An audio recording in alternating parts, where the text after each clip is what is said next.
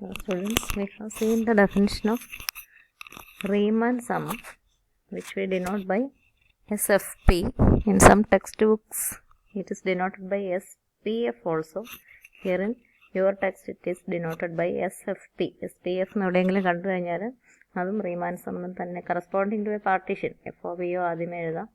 And it is defined by the sum sigma I equal to Riemann sumന്റെ definition നമ്മൾ കണ്ടതാണ്. Sigma I equal to 1 to n f of ti into xi minus 1. അതാണ് Riemann sumന്റെ definition. Then in your third semester course of integral calculus, you have defined the integral as the limit of the Riemann sums. നമ്മൾ rectangle ആയിട്ടൊക്കെ കണ്ടു. ആ rectangle ഒരു എററിൻ്റെ possibility ഉണ്ട്. അത് കുറയ്ക്കാൻ വേണ്ടി റെക്റ്റാങ്കിളിൻ്റെ ബ്രെഡ്ത്ത് കുറച്ചാൽ മതി. റെക്റ്റാങ്കിളിൻ്റെ ബ്രെഡ്ത്ത് കുറയണമെങ്കിൽ സബ് ഇൻട്രവൽസിൻ്റെ വിഡ്ത്ത് കുറയണം. സബ് ഇൻട്രവൽസിൻ്റെ വിഡ്ത്തുമായിട്ട് ബന്ധപ്പെട്ടാണ് അതിലെ ഏറ്റവും ചെറുതിനെയാണ് നമ്മൾ നോം ഓഫ് ദ പാർട്ടീഷൻ എന്ന് വിളിച്ചിരിക്കുന്നത്. അപ്പോൾ ഏറ്റവും ചെറുത് പോലും വളരെ ചെറുതായിട്ട് വരണം. അതൊരു സിംഗിൾ ലൈനിലേക്കൊക്കെ പോകുമ്പോഴാണ് അതിൻ്റെ ഇൻ്റഗ്രൽ റെക്റ്റാങ്കിളിന് പകരം ഓരോ പോയിന്റിനും കറസ്പോണ്ടിങ് ആയിട്ട് നമുക്ക് ആലോചിക്കാൻ പ്രയാസമുണ്ട്. ഓരോ ലൈൻസ് വന്നാലാണ് അത് ഇൻ്റഗ്രലിൻ്റെ വാല്യൂയിലേക്ക് പോകുന്നതെന്നൊക്കെ നമുക്കറിയാം. അപ്പോൾ ആ റീമാൻ സമ്മിൻ്റെ ലിമിറ്റായിട്ടാണ് നമ്മൾ റീമാൻ ഇൻ്റഗ്രലിനെ ഡിഫൈൻ ചെയ്യുക. Here we use the same is റീമാൻ integral, but here we use the epsilon delta relationship. അപ്പോൾ പാർട്ടീഷൻ്റെ നോം ചെറുതാകണം. എങ്ങനെയാ? ആ റീമാൻ സമ്മ് ഇൻ്റഗ്രലിൻ്റെ വാല്യൂവിലേക്ക് പോകുന്നത് പോലെ. ഇൻ്റഗ്രലിൻ്റെ വാല്യൂ എന്ന് പറയുന്നത് നമ്മളൊരു ലിമിറ്റിംഗ് നമ്പർ എല്ലായിട്ടാണ് ഡിഫൈൻ ചെയ്യാം. A function F from closed interval A B Riemann integration integral A to B ആണ് ഡിഫൈൻ ചെയ്യുക. അതുകൊണ്ടാണ് A B to R is said to be Riemann integrable on A B, Riemann integrable on closed interval AB if there exists a number. Riemann integrable, റീമാൻ്റെ spelling RI ചിലയിടത്ത് തെറ്റിച്ചാണ് ബുക്കിൽ എഴുതിയിരിക്കുന്നത്. RIEMAN ആണ്. Riemann integrable on closed interval AB. അങ്ങനെ ആകുമ്പോഴാണ് നമ്മളിതിനെ, ഇപ്പോൾ അങ്ങനെ പറയുന്നില്ല ഇവിടെ, integral A to B f of x dx എന്നെഴുതുന്ന വാല്യൂ എക്സിസ്റ്റ് ചെയ്യുന്നത് റീമാൻ ഇൻ്റഗ്രബിൾ ആകുമ്പോഴാണ്. ആ വാല്യൂവിനെ ഇപ്പോൾ നമ്മൾ എൽ എന്നാണ് ഡിനോട്ട് ചെയ്യുക. ഇതൊരു നമ്പറിനെ ഡിനോട്ട് ചെയ്യും. Integral A to B F X D X is a real number. That real number. അതിന് പകരം നമ്മളിപ്പോൾ എൽ എന്നാണ് എഴുതുക. F is Riemann integrable over A B. അത് എസ് എഫ് പിയുടെ ലിമിറ്റിംഗ് വാല്യൂ ആണ്. ഇത് പറയുന്നതിന് പകരം ലിമിറ്റിംഗ് വാല്യൂ ആണ്. ലിമിറ്റ് പറയുന്നതിന് പകരം നമ്മൾ എപ്സിലോൺ ഡെൽറ്റ റിലേഷൻഷിപ്പ് ഉപയോഗിക്കുന്നു. If given epsilon greater than 0, ചെറിയ നമ്പറാണ്, there exists delta epsilon greater than 0 such that, എങ്ങനെയാ? മുമ്പ് നമ്മൾ ഇൻ്റർവലിൻ്റെ വിഡ്ത്ത് പറയുന്ന പോലെ ഇവിടെ ആ പാർട്ടീഷൻ്റെ നോം എന്ന് പറയുന്നത് അവിടെ നമ്മൾ ഡിഫൈൻ ചെയ്ത സബ് ഇൻ്റർവൽസിൻ്റെ ഏറ്റവും ചെറുതിനെയോ വലുതിനെയോ എങ്ങനെയാണ് നമ്മൾ ഡിഫൈൻ ചെയ്തിരിക്കുന്നത്. സബ് ഇൻ്റർവൽസിൻ്റെ നോം of the partition Riemann sum define ചെയ്തതിനിടയ്ക്ക് നമുക്കുണ്ടായിരുന്നു മാക്സിമം. സബ് ഇൻ്റർവൽസിൻ്റെ ലെന്തിലെ മാക്സിമം ഏറ്റവും വലുത്, ഏറ്റവും ചെറുതല്ല, ഏറ്റവും വലുതാണ്. അപ്പോൾ ഏറ്റവും വലുത് പോലും 0യിലേക്ക് പോകണം എന്നാണ് നമ്മൾ ഉദ്ദേശിക്കുന്നത്. അപ്പോൾ there is delta epsilon greater than 0 such that, എങ്ങനെയാ? Such that if P is any tagged partition of AB with norm P less than delta, norm P less than delta epsilon, അതിലെ സബ് ഇൻ്റർവലിൻ്റെ ഏറ്റവും വലിയ width പോലും delta എപ്സിലോണിൽ ചെറുതാകുമ്പോൾ modulus of അപ്പോൾ റെക്റ്റാങ്കിൾസിൻ്റെ width കുറഞ്ഞുകൊണ്ടിരിക്കുകയാണ് എന്നാണ് അതിൻ്റെ അർത്ഥം, delta എപ്സിലോണിൽ താഴെയാകുമ്പോൾ. അപ്പോൾ നമുക്ക് എന്താ കിട്ടേണ്ടത്? ഈ റീമാൻ സം നമ്മൾ ഡിഫൈൻ ചെയ്തിരിക്കുന്ന ഇവിടെ SFP എന്ന് എഴുതും. SFP minus L is less than epsilon. എത്ര ചെറിയ നമ്പർ തന്നാലും SFPയും ആ നമ്മൾ റീമാൻ ഇൻ്റഗ്രലാണ് എന്ന് പറയാൻ പോകുന്ന value integral A to B F X D X, ഇതിനെയാണ് നമ്മൾ എൽ എന്ന് വിളിക്കുക. ഇതാണ് നമ്മളുടെ എൽ. അപ്പോൾ എൽ എന്നാണ് ഇപ്പോൾ ഡിനോട്ട് ചെയ്യുന്നതേ ഉള്ളൂ. SF P minus L, SF Pയും ആ ഇൻ്റഗ്രലാണെന്ന് പറയാൻ പോകുന്ന വാല്യൂവും തമ്മിലുള്ള ഡിഫറൻസ് ചെറുതാക്കാൻ നമുക്ക് പറ്റണം. അപ്പോൾ ചെറുതാക്കുന്നത് എങ്ങനെയാണ്? പാർട്ടീഷൻ്റെ നോം ഡെൽറ്റ എപ്സിലോണിൽ താഴെയാകുമ്പോൾ ഒക്കെ പാർട്ടീഷൻ്റെ നോം ഒരു പർട്ടിക്കുലർ നോം ചെറുതാകുമ്പോൾ, നോം ചെറുതാകുക എന്ന് പറഞ്ഞാൽ റെക്റ്റാങ്കിൾസിൻ്റെ വിഡ്ത്ത് കുറഞ്ഞ് വരുമ്പം SF P ഒരു പർട്ടിക്കുലർ വാല്യൂയിലേക്ക് എല്ലിലേക്ക് ടെൻഡ് ചെയ്യുന്നു. L is set to be the Riemann integral of F over closed interval AB. ഇതാണ് റീമാൻ ഇൻ്റഗ്രൽ. അപ്പോൾ F Riemann integrable over AB എന്ന് പറയും നമുക്ക്. And the set of all Riemann integrable functions defined on closed interval AB. Closed interval ABയിൽ Riemann integrable ആയിട്ടുള്ള എല്ലാ ഫങ്ഷൻസിനെയും കൂടി നമ്മൾ R ഓഫ് AB എന്ന് എഴുതും. Set of all Riemann integrable functions over AB, R of AB എന്ന് എഴുതും.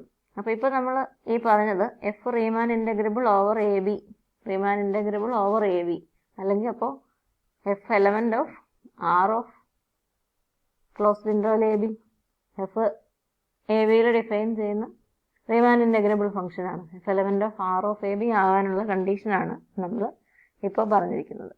ഇനി അടുത്തത് ഒരു തിയറം യുണീക്നെസ് ഓഫ് റീമാൻ ഇൻ്റഗ്രലാണ്. അപ്പോൾ എഫ് റീമാൻ ഇൻ്റഗ്രബിൾ ആണെങ്കിൽ ഇങ്ങനെയുള്ള ഒരു വാല്യൂ അല്ലേ ഉള്ളൂ, രണ്ട് വാല്യൂ ഇല്ല എന്നുള്ളതാണ് uniqueness of റീമാൻ integrable. If F element of RAB, then the value of Riemann integral is integral a to b fx dx എന്ന് എഴുതുന്ന വാല്യൂ രണ്ടെണ്ണം ഉണ്ടാകാൻ പാടില്ല, ഒരെണ്ണേ ഉണ്ടാകാൻ പാടുള്ളൂ. If F element of RAB, then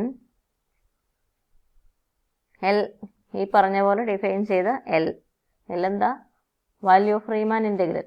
value of integral നമ്മൾ ഈ ചെയ്യുന്ന കൺസെപ്റ്റിൽ പറയുന്നത് റീമാൻ ഇൻ്റഗ്രൽ എന്നതിനെ ഡിഫൈൻ ചെയ്യും. Value of Riemann integral is unique.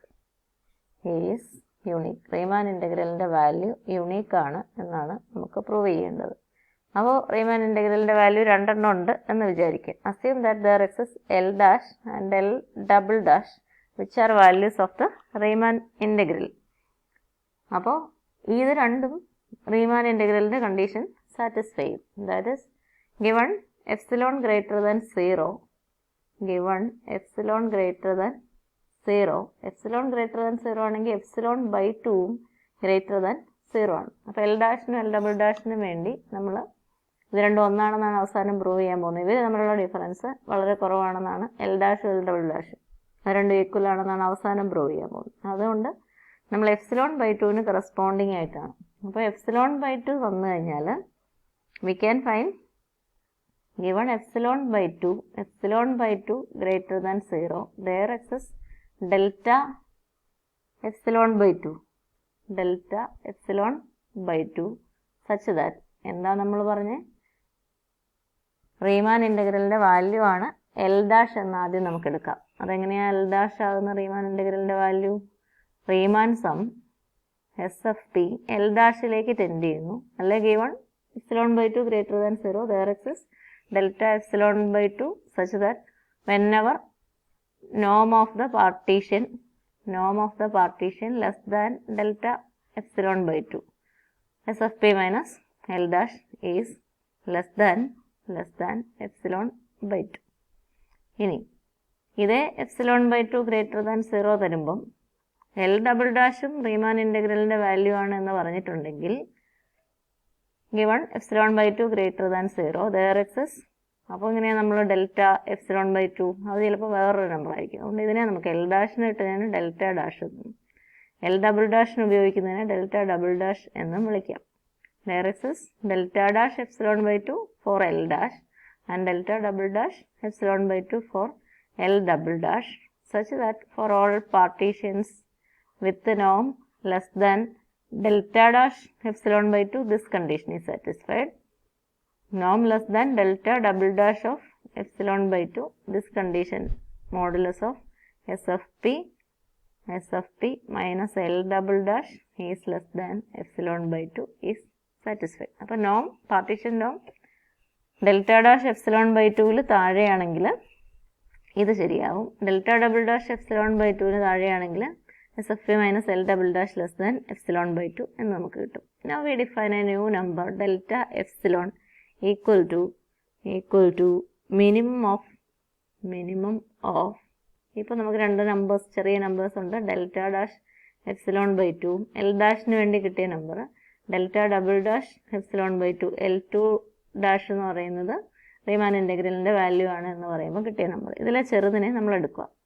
അപ്പോൾ ഇത് രണ്ടും പോസിറ്റീവാണ്. അപ്പോൾ ഇതിലെ ചെറുതും പോസിറ്റീവാണ് എന്ന് നമുക്ക് ഉറപ്പാണ്. Now you consider any partition P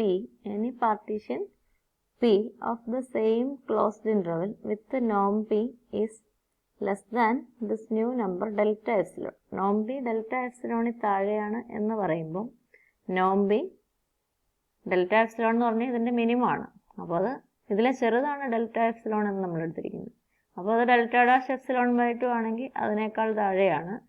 delta dash epsilon by 2 ആണ് മിനിമം എങ്കിൽ, അപ്പോൾ ഇതാണ് മിനിമം എങ്കിൽ അതിനേക്കാൾ താഴെയാണ്. ഇതതിലും വലുതല്ലേ, അപ്പോൾ നോം ബി അതിലും താഴെയാണ് എന്ന് നമുക്ക് ഉറപ്പാണ്. ഇതിലെ മിനിമത്തേക്കാൾ താഴെയാണ്. അപ്പോൾ നോം B less than delta double dash epsilon by 2. Minimum ഏതാണെങ്കിലും ഇത് സംഭവിക്കും. മിനിമം ഇതാണെങ്കിൽ അതിൽ താഴെയാണ്. മിനിമം ഇതാണെങ്കിലും ഡെൽറ്റ ഡാഷ് എപ്സിലോൺ ബൈ 2 അതിലും വലുതാണ്. അപ്പോൾ നോം B delta double dash epsilon by 2വിനേക്കാളും ഡെൽറ്റ ഡാഷ് എപ്സിലോൺ ബൈ 2വിനേക്കാളും താഴെയാണ് എന്ന് നമുക്ക് ഉറപ്പാണ്. നോം B delta dash epsilon by 2വിനേക്കാൾ താഴെയാണെങ്കിൽ കണ്ടീഷൻ 1 സാറ്റിസ്ഫൈഡ് ആണ്. നോം B delta double dash epsilon by 2വിനേക്കാൾ താഴെയാണെങ്കിൽ കണ്ടീഷൻ 2 സാറ്റിസ്ഫൈഡ് ആണ്. Then we can write L dash minus L double dash. ഇനി ഇവർ രണ്ടും ഒന്നാണ് എന്ന് പറയാനാണ്. Modulus of L dash minus L double dash നമ്മൾ എഴുതി നോക്കുന്നു. നോട്ടിലൂടെ ഒരു തെറ്റുണ്ട്. നോം P1 നോം P2 എന്നാണ് ഇവിടെ എഴുതിയിരിക്കുന്നത്. നോം B less than delta epsilon ആണെങ്കിൽ നോം B less than delta dash epsilon by 2. നോം ബി തന്നെ ഇവിടെ P1 P2 എന്നാണ് നോട്ടിൽ എഴുതിയിരിക്കുന്നത്. അങ്ങനെ ഒരു വ്യത്യാസം. പിന്നെ അവിടെ ഒരു P1 P2 ഉപയോഗിച്ചത് L ഡാഷ് സാറ്റിസ്ഫൈ ചെയ്യുന്ന പാർട്ടീഷ്യൻസിനെ P1 എന്നും, അപ്പോൾ ഇവിടെ P1 എന്ന് വിളിച്ചിട്ടുണ്ട്. L ഡബിൾ ഡാഷിൻ്റെ പാർട്ടീഷ്യൻസിനെ P2 എന്ന് വിളിച്ചിട്ടുണ്ട്. അത് അത്യാവശ്യമൊന്നുമല്ല, അങ്ങനെ വേണമെങ്കിൽ ഉപയോഗിക്കാം. നോം ഡെൽറ്റ ഡാഷ് എപ്സിലോൺ ബൈ 2 താഴെയായിട്ടുള്ളത് P1, നോം delta double dash epsilon by 2 താഴെയായിട്ടുള്ളത് P2. പക്ഷേ ഇവിടെ P രണ്ടിനേക്കാളും താഴെയാണ്. അതിനെ നമ്മൾ P എന്ന് മാത്രമേ വിളിക്കുന്നുള്ളൂ. രണ്ടിനേക്കാളും താഴെയാണ്. ആദ്യത്തെയും രണ്ടാമത്തെയും കണ്ടീഷൻസ് സാറ്റിസ്ഫൈഡ് ആണ്. നമുക്ക് L dash minus L double dash ഇങ്ങനെ എഴുതാം. This is equal to L dash minus S F പിക്ക് 2 കോമയൊക്കെ ഇങ്ങനെ ഉപയോഗിക്കാറുണ്ട് കേട്ടോ. ഏതാണെങ്കിലും നമുക്ക് ഉപയോഗിക്കാം. S F P plus S F P minus L double dash എന്ന് നമുക്ക് എഴുതാം. ഇങ്ങനെ എഴുതിയാൽ നമുക്ക് ട്രയാങ്കുലർ ഇൻഇക്വാലിറ്റി അപ്ലൈ ചെയ്യാം എന്നുള്ളതാണ് മെച്ചം. Less than or equal to modulus of S F P തിരിഞ്ഞ് എഴുതുന്നതിനും കുഴപ്പമില്ല, മോഡുലസ് ആയതുകൊണ്ട്, minus L dash plus modulus of L dash minus S F P ആണ് ആക്ച്വലി. പക്ഷെ നമുക്ക് മോഡുലസ് എഴുതുമ്പോൾ തിരിച്ച് എഴുതാം. Modulus of S F P minus L double dash എന്ന് എഴുതാം modulus. And this is by 1 less than epsilon by 2, strictly less than epsilon by 2, and by equation 2 other is less than epsilon by 2.